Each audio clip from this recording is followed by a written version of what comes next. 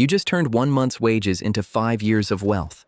You didn't build a business, and you didn't sail a ship across a dangerous ocean. You just bought a small, dirty onion bulb, waited 2 weeks, and sold it to a stranger for double the price. Everyone in town is getting rich. So you make a very dangerous decision. You take all your money, plus your new profits, and you buy more. You are convinced you have discovered a flawless system for infinite wealth. Then, one cold morning, you walk into the market to cash out, and nobody wants to buy. It is the year 1636. You live in the Dutch Republic, one of the wealthiest places on earth. Massive wooden ships return from the other side of the world, heavy with spices, silks, and treasures. But you are not a wealthy merchant. You work hard for a normal, predictable wage. You watch the rich get richer, and you wonder how you can ever cross that bridge. You want security. You want freedom from the daily grind. Then, you notice a flower, the tulip. It comes from the east. It is rare, delicate, and features deep, striking colors. The rich merchants are completely obsessed with it. It is the ultimate status symbol. Some of these flowers have bright, painted stripes of red and white, like fire trapped inside the petals. You don't know it yet, but a strange virus causes these beautiful stripes. All you know is that wealthy people will pay a massive amount of money just to own one. At first, the market is slow and quiet. The wealthy merchants trade the bulbs carefully among themselves. But then, the stories start spreading. You hear a rumor that a local baker bought a rare bulb last month, sold it yesterday, and bought a completely new shop. Your neighbor bought a handful of common bulbs, and now he walks around wearing expensive clothes. The price of tulips is going up. Not just every month, but every single week. You decide to try. You take a small piece of your savings and walk into a local tavern. The room is quiet. Men sit around simple wooden tables, drinking heavy beer and trading bulbs. The setup is incredibly simple. There are no complicated contracts. Just quiet nods, handshakes, and a simple exchange of trust. You buy a basic bulb. You go home. You wait. 2 weeks later, the price goes up. You return to the tavern and sell it. You just made more money in 14 days than you usually make in 2 months of backbreaking labor. It feels like magic. This single moment rewires your brain. The fear of losing your hard-earned savings completely disappears. Greed takes its place. You take your original money and your new profits, and you go back to the tavern. You buy more. It is now the bitter winter of 1636. The tulips are sleeping deep in the frozen ground. You cannot actually see the beautiful flowers you are buying. You are trading bulbs that are buried deep in the dirt. This changes the entire market. It becomes a game of pure imagination. You are no longer trading physical flowers. You are trading pieces of paper that promise to deliver a flower next spring. The local people call it the wind trade. You are trading nothing but air. But nobody cares. Because the prices keep climbing. The taverns are crowded now. The quiet, deliberate merchants are gone. They have been replaced by everyday people. Carpenters, sailors, and farmers crowd around the tables.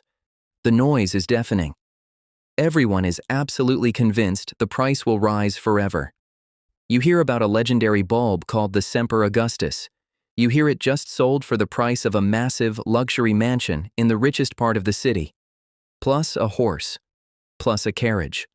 One single flower for an entire estate. You start to calculate your own wealth. You look at the paper promises in your hand. If you just hold on for a few more weeks, you can stop working completely. Your children will never have to labor in the cold. So you do what everyone else is doing. You borrow money. You risk everything you own. You feel incredibly smart. Why did you ever waste your life working so hard? But you are forgetting the most dangerous rule of investing. A high price means absolutely nothing if there are no buyers. When you buy an asset simply because the price is going up, you are playing a very specific game. In finance, this is known as the greater fool theory. You buy an overpriced, useless item, simply hoping a greater fool will come along tomorrow and pay you even more for it. You do not care about the actual value of the tulip. You only care about the price. But eventually, a market runs out of fools.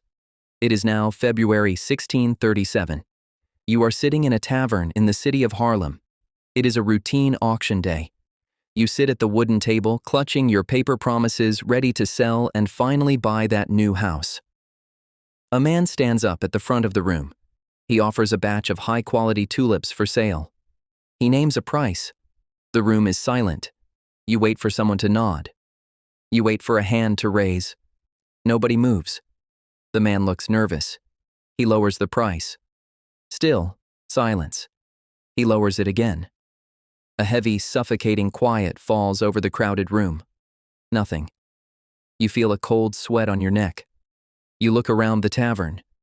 The loud confidence is totally gone. The greed has instantly evaporated.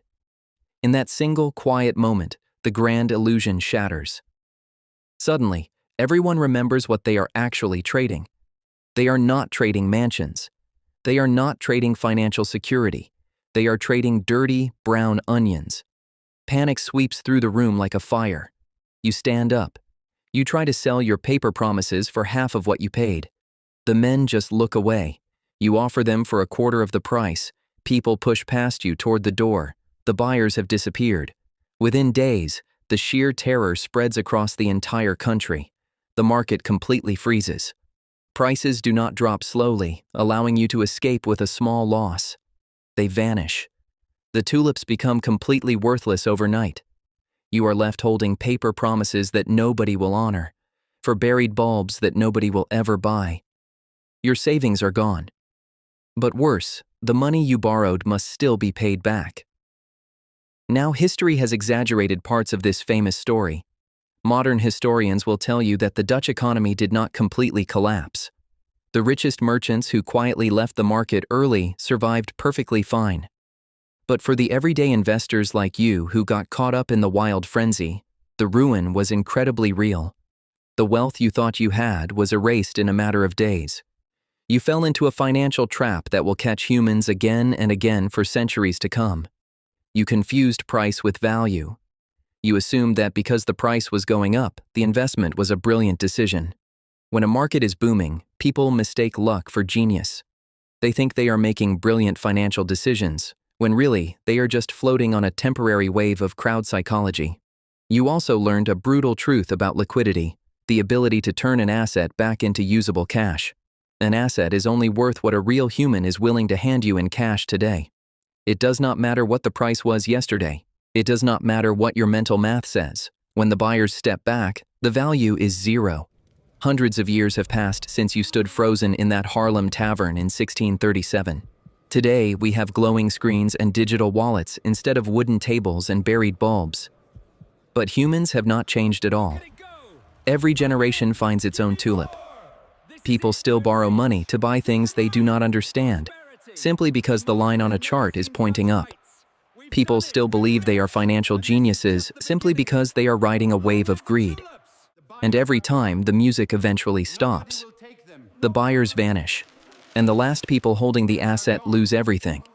If you were holding those paper promises in that tavern when the very first silence fell over the room, would you have instantly dropped your price to escape the market? Or would you have waited, hoping the buyers would magically come back? Tell me what you would do in the comments below. If you want to keep exploring the history of money and learn how to protect your wealth from the endless mistakes of the past, subscribe to the channel. I'll see you in the next story.